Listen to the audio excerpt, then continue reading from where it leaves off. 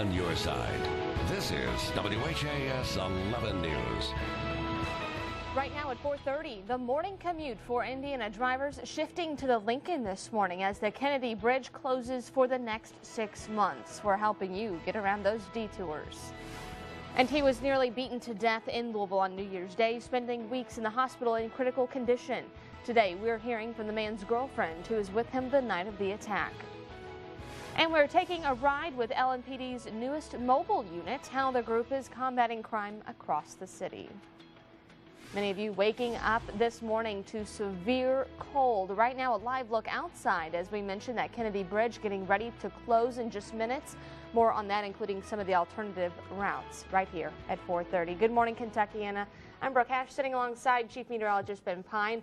Remember, you will always find a list of the school closings and delays at the bottom of your screen throughout the morning, as well as on WHAS11.com. A few in today. Tomorrow will be probably more. Yeah, I think we got cold weather delays this morning, but yeah. I think we're going to see a lot of school closings tomorrow because you know what we're going to do at this time tomorrow morning?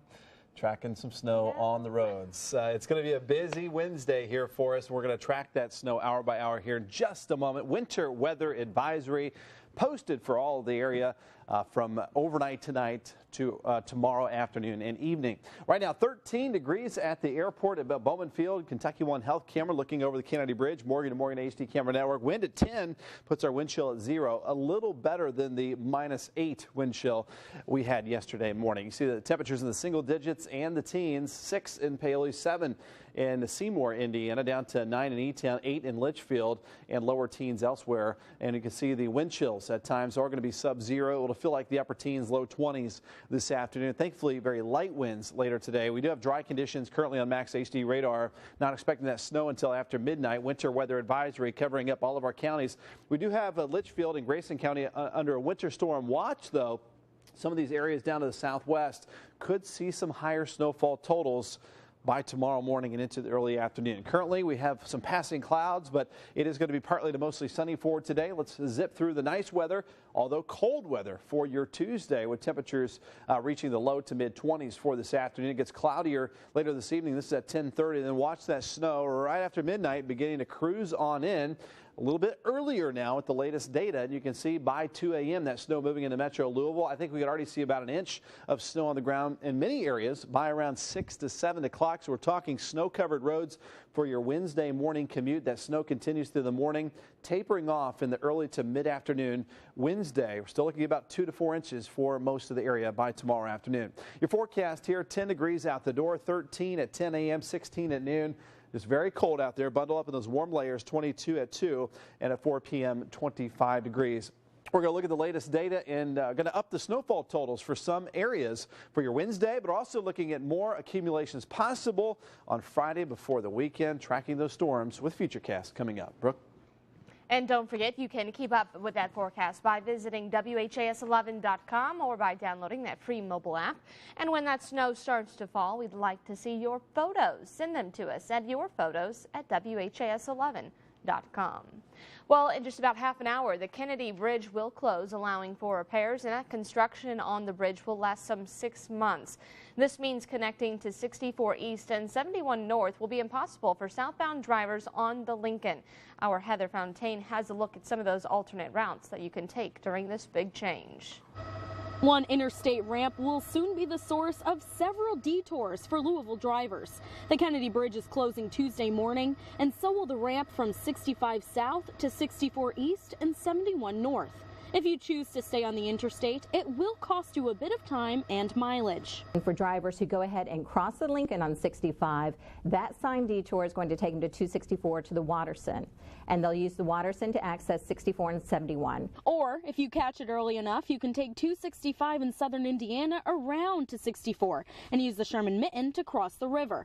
Many of you, though, may choose instead to head downtown in order to go eastbound. We expect the first few days to be tricky, and a lot of people are going to be upset, and that's all to be expected. This is a major change. We got behind the wheel to test the waters. Right now we've got the Jefferson Street exit. We're going to try that one first. After crossing over a few lanes, now we've got a clear path to that Jefferson Street downtown exit 136C. We decided to keep left on Brook Street. It only took a few easy turns to get us to the Liberty Street ramp. So all we did was get off of Brook Street, turned onto Market, and then let's follow this sign onto Floyd to get to 64 East. That's just one of several options. Jefferson will be popular, Clark Memorial will be popular. If people even want to go further out and then loop back around, I mean, they could even go to St. Catherine. Peterson says it's best to find your own route. Do some research, look at a map, and don't be afraid to be adventurous when it comes to alternate routes. So you may want to try one thing Tuesday morning, and then you may say, that didn't work out so well for me. Let me see, some other options. Talk to some folks who are also, making the drive and get that input. And that was our Heather Fontaine reporting. Now, this part of the project is expected to be finished by the end of July. Well, the search continues this morning for the person who abandoned a dog inside a trash compacting dumpster. A maintenance man found this dog inside a wire cage on Saturday near the Veranda Apartments in Norton Commons. That man was apparently going to compact the trash, but his key wouldn't start in the machine. And that's when he discovered the dog and called police, who got Metro Animal Services involved. Right now, we're just trying to find the owner of the dog. We don't know how the dog came to be in the trash compactor. We're looking for witnesses, people who might know the owner of the dog, anyone who might have seen something, and we're just trying to find out who it is. Louisville Metro Animal Services says the person responsible for putting that dog in his cage in the trash compactor could face animal cruelty charges. If you have information on this crime, you're asked to call 574 LMPD. We are told that LMAS will be holding the dog for a period of time during the investigation, but they've already heard from several people interested in adopting him. Well, this morning we are hearing from the girlfriend of the man who was brutally attacked outside of Louisville White Castle on New Year's Day. Emily Gelhausen was waiting in the car that night, and she dozed off until she was frantically woken up. It happened at the restaurant on Bardstown Road. Her boyfriend, Vadim Tolstick, is now in rehab. He was badly beaten, suffering head injuries and other cuts and bruises. According to his girlfriend, he's slowly but surely making progress, and she'll be there every step of the way. Before all of this happened, it would be amazing just to be with him and spend time with him, and now this is what is really exciting. Just simply for him to unclench his hand for me to hold it. I can't even explain it. It's amazing. I wouldn't think to do anything else. I mean, it's the first thing on my mind every single day is him. The last thing on my mind every day is him, so nothing's going to change that. 32-year-old Rashawn Townsend is behind bars for that assault. His next court appearance is scheduled for January 25th. The Commonwealth Attorney's Office is now investigating the death of an 8-year-old boy who was shot and killed while at his babysitter's house. Dozens poured out Monday evening to celebrate the life of Andre O'Neill. A balloon release took place at the Garden of Angels. Andre was a second grader at North Haven Elementary School in Jeffersonville. He was laid to rest on Saturday. His parents say he was shot in the Shawnee neighborhood back on January 9th. No charges have been filed in his death, but Andre's family says they believe an argument nearby followed by reckless handling of a gun led to his death. It's very important to practice common sense, gun safety. Yep. That's what it's about. We have to be the voice for our children today when it comes to these guns. Around 30 family members and friends came together for last night's vigil. Louisville Metro's new 9th Mobile Division is now addressing the increasing violence across the city. Our Tebney Dozier spent an evening on the job as that team worked to combat crime throughout the Metro. Another night on the beat for LMPD's 9th Mobile Division. Some stops are simple traffic violations. Have a good night. Others net an arrest for a man officers say was in possession of cocaine. What narcotics do I have? Are always trying to find guns, trying to catch people with guns and get guns off the street, and it's been amazing.